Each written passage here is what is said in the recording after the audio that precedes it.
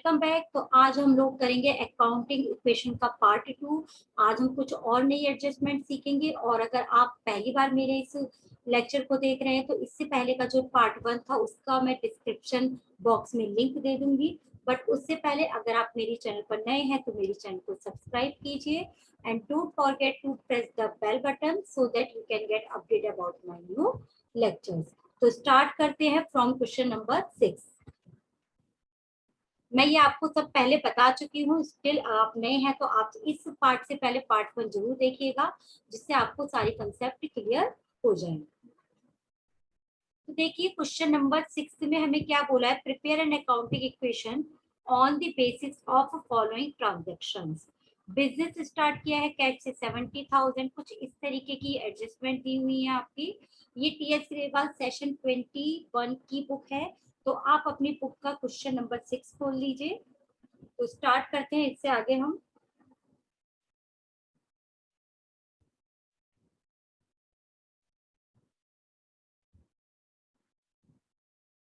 तो देखिए ये आपका आ गया क्वेश्चन नंबर 6।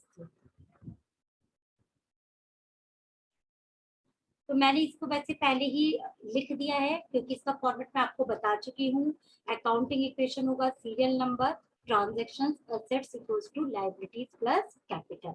तो देखिए क्वेश्चन नंबर 6 में हमारी पहली क्या थी, बिजनेस स्टार्ट किया विद कैश ₹70,000। हाउएवर ये मैं आपको बता चुकी हूँ पार्ट 1 पर फिर भी हम दोबारा इसको कर सकते हैं।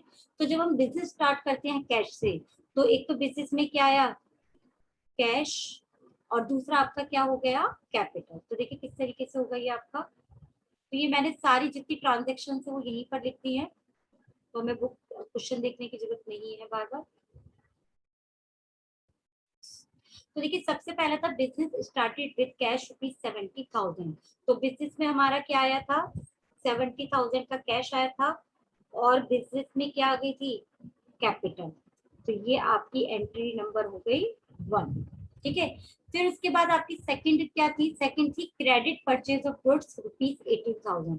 इसका मतलब हुआ अगर हम लोग मार्केट से सामान खरीदने जाते हैं किसमें, उधार पर, तो दो काम होंगे, एक तो आपके पास क्या आएंगे, गुड्स आएंगे, और दूसरा आपकी लाइबिलिटी क्रिएट हो जाएगी कि आपको वो 18,000 पेमेंट करना है। तो इसमें देखिए क्या आया, आपके पास स्टॉक आया। जो बिजनेस के गुड्स होते हैं उसे हम क्या नाम देते हैं, स्टॉक। तो देखिए आपके पास कैश से कोई रिलेटेड ट्रांजैक्शन नहीं है इसमें, आपके पास स्टॉक आया है कितने का, 18,000 का। और साथ ही साथ आपकी एक लाइबिलिटी क्रिएट हो गई कि आपको एक पर्टिकुलर बंदे को कि कितने का पेमेंट करना है, 18,000 का। तो इसको हम क्या बोलते हैं, क्रेडिटर्स, जिसे हम शॉर्ट फॉर्म में सीआरएस लिख सकते हैं। तो ये हमारी 18,000 की लाइबिलिटी क्रिएट हो गई, बाकी इससे रिलेटेड कुछ नहीं है यहाँ पर। तो देखिए शुरू की दो ट्रांजेक्शन के बाद हमें क्या करना होता है, न्यू इक्वेशन बनानी होती है। तो देखिए इन दो ट्रांजेक्शन के बाद हमारी क्या सिचुएशन है, 70,000 का कैश है हमारे पास, स्टॉक 18,000 का है, इक्वल्स टू लाइबिलिटी क्रिएट हो गई 18,000 की प्लस 70,000 की आपके पास के बिजनेस में कैपिटल लगी हुई है। उसके बाद क्वेश्चन नंबर, ट्रांजेक्शन नंबर 3 है, paid to creditors in full settlement of 17,500। अब इस बात को हम इस तरीके से समझते हैं, जैसे सपोज मुझे अपने फ्रेंड का, मैंने अपने फ्रेंड से 18,000 रुपीज लिए थे, ठीक है, और मैं उससे कह रहा हूँ कि देख मैं अब तुम्हें फुल एंड फाइनल पेमेंट कर रहा हूँ 17,500 का। तो ठीक है, 17,500 का अगर मैं फुल एंड फाइनल पेमेंट कर रही हूँ तो मेरे जो क्रेडिटर्स है, दैट मीन्स जो मेरा फ्रेंड है वो तो पूरा 18,000 से कम हो गया, बट मेरे पास से कैश कितने गए, 17,500। तो बताइए हमें 500 रुपए का प्रॉफिट हुआ या नहीं, दैट मीन्स 500 रुपए की हमें डिस्काउंट मिली। तो उसको हम किससे ट्रीट करते हैं, ये हम लास्ट वाले वीडियो में समझ चुके हैं कि आपका कोई भी प्रॉफिट, लॉस, इनकम, एक्सपेंडिचर सब किससे ट्रीट होते हैं, कैपिटल से। तो देखिए इसमें क्या होगा, आपने पे किया है, पे का मतलब क्या होता है, कैश पेमेंट। तो आपने कितने का पेमेंट किया है, 17,500 का। अकाउंट्स में माइनस साइन को हम ब्रैकेट से भी शो करते हैं। और आपके क्रेडिटर्स कितने के चले गए, पूरे 18,000 के। 18,000 के क्रेडिटर्स का पेमेंट किया है, बट पेमेंट किया है हमने 17,500 फुल एंड फाइनल, मतलब बाद में नहीं देने वाले हैं। तो 500 रुपए की क्या हो गई हमारी डिस्काउंट, जो कि हमारा क्या हो गया प्रॉफिट। और प्रॉफिट हमारी कैपिटल को क्या करेगा, इंक्रीज करेगा, इसमें क्या होगा ये ऐड। तो देखिए हमारी न्यू इक्वेशन क्या बन के आ गई, 70,000 की आपका कैश था, जिसमें से हमने कितना पेमेंट कर दिया 17,500, तो हमारा कैश बचा है 52,500। 18,000 का स्टॉक है हमारे पास, इक्वल्स टू क्रेडिटर्स हमारे जीरो हो गए क्योंकि हमने उनका फुल एंड फाइनल पेमेंट कर दिया, और हमारी ये होगी 70,500। नेक्स्ट एंट्री देखते हैं, मशीनरी परचेज ₹20,000। देखिए अभी यहाँ पे लिखा है कि मशीनरी परचेज के 20,000 की, जैसे हम मार्केट जाते हैं और एक वॉशिंग मशीन खरीद कर आते हैं, ठीक है। जब ये कुछ नहीं कहा गया कि ऑन क्रेडिट है, ना नाम दिया है ना ही ऑन क्रेडिट बोला है, तो हम क्या एज्यूम करते हैं कि ये हमने कैश में खरीदी होगी। तो अगर मैं मार्केट जाती हूँ और मैं वॉशिंग मशीन खरीदती हूँ, तो मेरे पास क्या आती है, मशीन आती है, और मेरे पास से क्या जाएगा, कैश। तो सेम यहाँ पर यही होगा, आपके पास क्या आया, क्या एसेट आया, आपके पास एसेट आया मशीन, ओके। और आपके पास से क्या गया, कैश। तो आपके पास से 20,000 का कैश गया, और 20,000 की क्या गई आपके पास से मशीन आपके बिजनेस में। तो बाकी तो इधर कोई एंट्री है नहीं, तो अब हम देखेंगे टोटल कितना आपका ये जाएगा।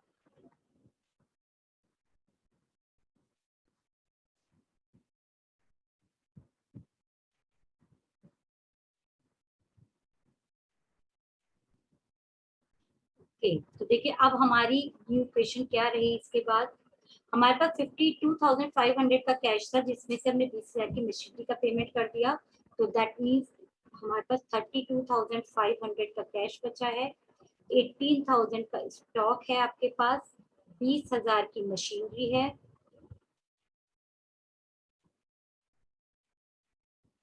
कोई लाइक क्रेडिट नहीं, और हमारी 70,500 की क्या चल रही है, capital. Next depreciation of machine ₹2,000। Depreciation का मतलब क्या होता है, fall in the value of asset. आपकी जो मशीन थी उसकी वैल्यू कितने रुपए से कम हो गई है, 2,000 से। तो आपकी जो मशीन 20,000 की थी, अब 2,000 रुपए से क्या हो गई है, वो कम हो गई है। और जब वो कम हुई है तो ये हमारा क्या है, नुकसान। और आपका जो लॉस होता है वो किससे ट्रीट होता है, कैपिटल से। तो देखिए किस तरीके से ट्रीटमेंट होगी इसकी, जीरो जीरो, मशीनरी की वैल्यू कितनी कम हुई है, 2,000, और हमारी fall in the value of asset है, तो इसका मतलब 2,000 का हमारा कैपिटल से ट्रीटमेंट होगा। तो अब हमारी फाइनल पोजीशन आ गई है, हमारे पास 32,500 का कैश है, स्टॉक आपके पास 18,000 का है, 18,000 की आपके पास क्या बची है, मशीन, कोई लाइबिलिटी नहीं है आउटसाइड, और 68,500 आपके पास कैपिटल बची है। तो ये आपकी टीएस ग्रेवाल का क्वेश्चन नंबर हमने कौन सा किया है, 6 किया है, ठीक है। अब हम आगे बढ़ते हैं, तो ये आगे आपकी टीएस ग्रेवाल का क्वेश्चन नंबर 7।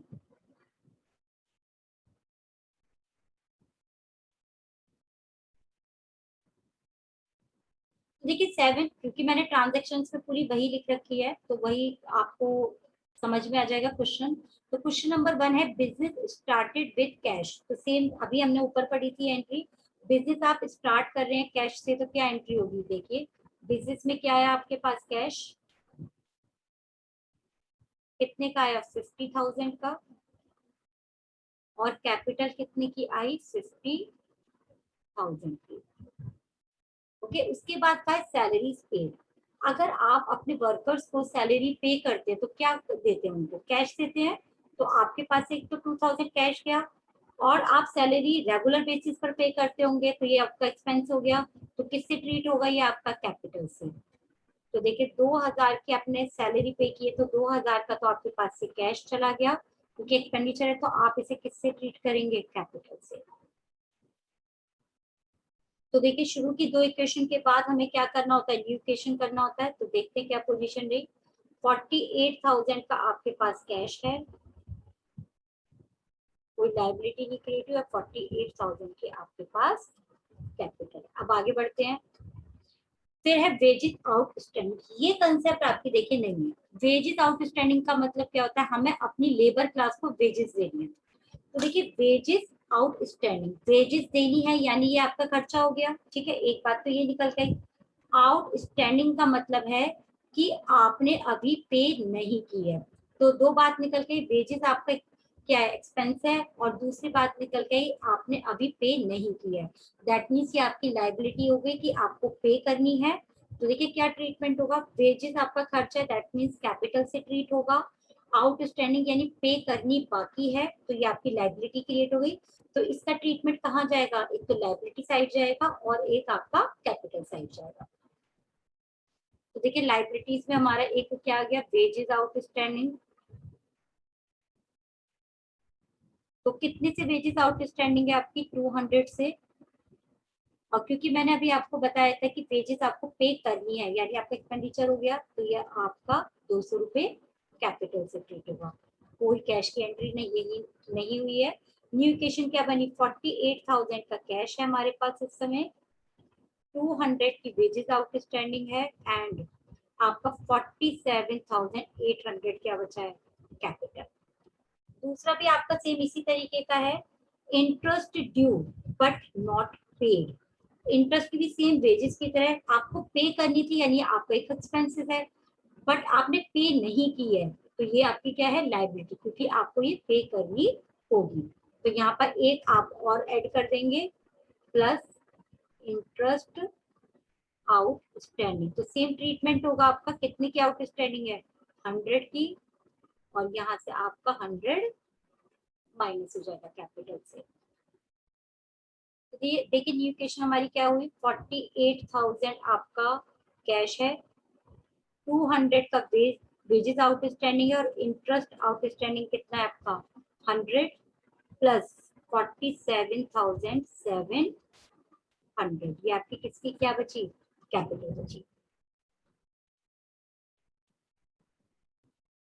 आगे है रेंट पेड इन एडवांस। यहाँ पर देखिए क्या बात कह रही है, तो देखते हैं इसको। यहाँ पे बोला पेड, पेड का मतलब क्या होता है कि आपने कैश में पेमेंट कर दिया, तो यानी पहले ही ट्रीटमेंट क्या निकला आपका, पहला आपका ट्रीटमेंट निकला कि आपको कैश में से माइनस करना है। कितना रेंट पेड इन एडवांस है, 150। तो एक तो ट्रीटमेंट हमें मिल गई इसकी कि हम 150 कैश में से पेमेंट करेंगे, बट आपने एडवांस में पे कर दिया, इसका मतलब क्या हो गया कि अभी तो ड्यू हुआ ही नहीं था, अभी उसने मांगा ही नहीं था आपसे, बट आपने पे कर दिया।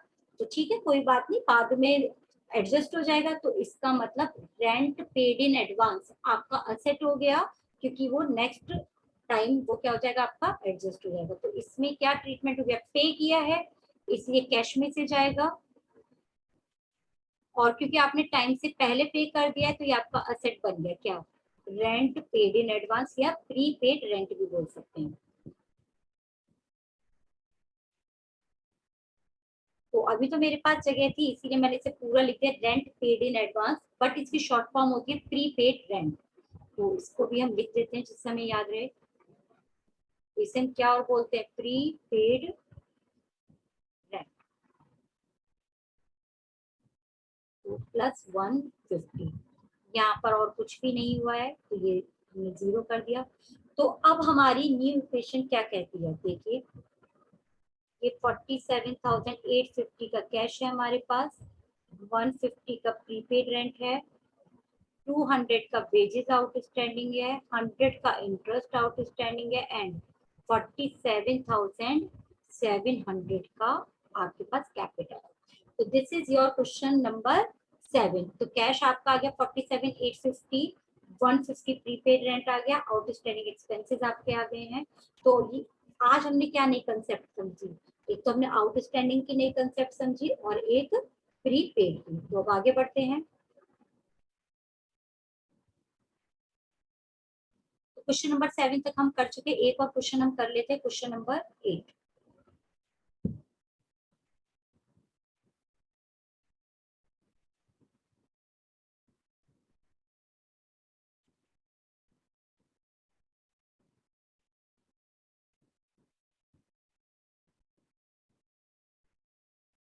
तो देखिए इसमें सबसे पहले क्या कहा गया, बिजनेस स्टार्ट किया है कैश से 18,000। तो देखिए बिजनेस में क्या है, ये एंट्री एक्चुअली मोस्टली आपको सभी क्वेश्चंस में मिलेगी। तो कैश आया आपके पास 18,000 और कैपिटल कितनी आई आपके पास 18,000। उसके बाद क्या बोला है देखिए, उसके बाद बोला goods purchase for cash 5,000 and on credit ₹2,000। तो देखिए आप इसमें क्या समझेंगे, आप जब गुड्स खरीदे, कुछ आपने कैश देके खरीदे और कुछ उधार खरीदे, ठीक है, क्रेडिट मतलब उधार। तो देखिए आपके पास 5,000 के तो कैश देके आए गुड्स, ठीक है, और 2,000 के उधार देके आए, तो टोटल गुड्स आपके पास कितने हैं 7,000। तो सबसे पहले हम देखेंगे हमारे पास स्टॉक कितना है, तो प्लस मेरे पास स्टॉक कितना आ गया 7,000 का, बट आपने कैश कितना दिया है 5,000, तो आपके पास से कैश कितना गया कि 5,000। 2,000 आपने भी पेमेंट नहीं किया है, तो ये आपकी लाइबिलिटी हो गई, और लाइबिलिटी में क्या आता है आपका क्रेडिटर्स। 2,000 की आपकी ये लाइबिलिटी हो गई, कैपिटल से रिलेटेड कुछ भी नहीं है। और शुरू की दो इक्वेशन के बाद हम क्या करते हैं, न्यू इक्वेशन बनाते हैं। तो दैट मीन्स हमारे पास अब हमारी सिचुएशन क्या है, हमारे पास 13,000 का कैश बचा है, 7,000 का हमारे पास स्टॉक आ गया है, क्रेडिटर्स हमारे 2,000 है, और कैपिटल हमारी 18,000। फिर उसके बाद बोला है sold goods for cash. Sold का मतलब होता है बेचना, ठीक है, आपने कैश में बेचा सामान, तो आपके पास क्या आया, कैश आया, ठीक है, कैश कितना आया आपके पास 4,000। बट जो आपने गुड्स बेचे हैं, जो गुड्स गए हैं आपके पास से, वो उनकी कॉस्ट कितनी थी 2,400। तो आप एक बात बताइए, आप 2,400 की चीज को 4,000 में बेच रहे हैं, तो आपको प्रॉफिट होगा या लॉस, आपको प्रॉफिट होगा। और प्रॉफिट किससे ट्रीट किया जाएगा, कैपिटल से। तो हमें कितने का प्रॉफिट हुआ 1,600 का। तो देखिए हमारी न्यू इक्वेशन क्या बनी, 17,000 का आपके पास कैश है, प्लस आपके पास से कितना चल गया 2,400, आपके पास स्टॉक कितना बचा 4,600 का, 2,000 के क्रेडिटर्स हैं, और 19,600 की आपकी क्या बन गई कैपिटल। लास्ट एंट्री बहुत अच्छी एंट्री है भी, it's important entry basically. Fourth entry आपकी rent paid ₹1,000 and rent outstanding 200। Yes, तो देखिए आपने रेंट पे किए 1,000, रेंट आउटस्टैंडिंग है 200। इसका मतलब आपका पूरा खर्चा है कितने का, 1,000 प्लस 1,200, टोटल आपका खर्चा है 1,200 का। और खर्चा है तो किससे ट्रीट होगा, ये आपका कैपिटल से 1,200, ठीक है, जिसमें से आपने कितना पे कर दिया, देखिए जरा पे कितना किया है आपने 1,000, पेमेंट का मतलब हो गया कैश, कैश से कितना गया 1,000, और रेंट आउटस्टैंडिंग 200। इसका मतलब क्या होता है कि अभी पेमेंट करना बाकी है 200 का। तो ये आपकी लाइबिलिटी है, किस नाम से क्रिएट होगी, प्लस आउटस्टैंडिंग रेंट। तो कितना पेमेंट करना बाकी रह गया था आपका 200 का। तो देखिए आपकी न्यू इक्वेशन क्या हुई, आपके पास 16,000 का कैश है, 4,600 का स्टॉक है, 2,000 के क्रेडिटर्स हैं, 200 का आउटस्टैंडिंग रेंट है, और आपका 18,400 की क्या है आपकी कैपिटल। तो ये आपका क्वेश्चन नंबर हो गया 8, ठीक है। तो और तो कुछ यहाँ पर बचा नहीं है, आज के मुझे क्वेश्चन पर 8 तक ही कराना था, बट हम कुछ क्वेश्चन डिस्कस कर सकते हैं, क्योंकि कुछ क्वेश्चंस आप लोगों को खुद भी करने चाहिए, उसके बाद हम आगे पढ़ेंगे। देखिए क्वेश्चन नंबर 10, फर्स्ट एंट्री हम सीख चुके हैं, सेकंड भी सीख चुके हैं, थर्ड भी सीख चुके हैं, फोर्थ, फिफ्थ एंड सिक्स्थ हम एंट्री नहीं सीखे हैं। तो देखिए bought motorcycle for personal use, आपने पर्सनल यूज के लिए खरीदी है, तो आपने मोटरसाइकिल खरीदी, तो मोटरसाइकिल तो आपके पास आ गई, तो यानी कि आप उसको क्या दिखाएंगे, असेट में दिखाएंगे, बट आपका क्या हो गया, पर्सनल यूज के लिए किया आपने, कितना 5,000। तो क्योंकि पर्सनल यूज के लिए तो बिजनेस में तो आई नहीं है मोटरसाइकिल, तो आपने इस मोटरसाइकिल को खरीदने के लिए 5,000 रुपए बिजनेस में से क्या निकाला होगा, कैश। तो आप क्या करेंगे, कैश में से 5,000 माइनस करेंगे, और कैपिटल में से 5000 माइनस करेंगे। ठीक है, क्वेश्चन नंबर 11 मैं कराऊंगी नेक्स्ट वीडियो में। क्वेश्चन नंबर 12 आप आराम से कर सकते हैं, तो 10th एंड 12th आप आराम से कर सकते हैं। 11th एंड 13th हम नेक्स्ट लेक्चर में पढ़ेंगे। अगर आपको अच्छा लगा हो तो please like share and comment कीजिए। Stay safe, keep learning. Thank you.